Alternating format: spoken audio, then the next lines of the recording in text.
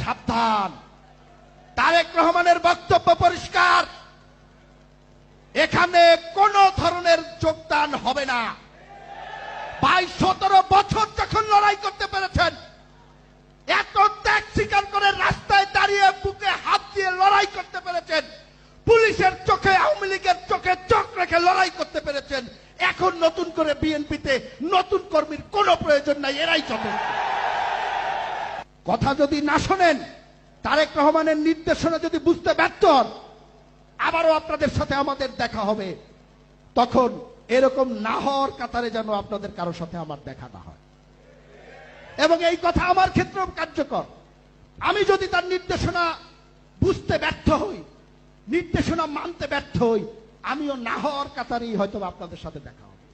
আপনারা খেয়াল করে দেখবেন, আমাদের অনেকেই 5 তারিখের পরে হাঁটা চলা কথাবার্তার মধ্যে একটি পরিবর্তন চলে এসেছে, একটি ভাব চলে আসছে, আসছে না? অনেকেরই কিন্তু জামা কাপড়ের ঠিক নাই, কারো কলার উল্টে গেছে, কারো শার্টের বুতাম খুলে গেছে, কারো চশমা কপালে উঠে গেছে। কি ভাই, ওঠে নাই? উঠছে? আচ্ছা, এখন আসেন তারেক রহমান কি চায়। তারেক রহমান কি চায় এখন আসেন। আমি একটা সহজ সমাধান আপনাদেরকে দিয়ে দিই, সহজ সমাধান। আপনি যাদের বাবা মা জীবিত আছে, আল্লাহর অশেষ রহমত যাদের উপরে আছে, আপনার বাবা এবং মাকে গিয়ে জিজ্ঞেস করবেন, মা তুমি আমার কাছে আমাকে কেমন দেখতে চাও? কথা খেয়াল করবেন, আপনার বাবা এবং মাকে গিয়ে জিজ্ঞেস করবেন, তুমি আমাকে কেমন দেখতে চাও?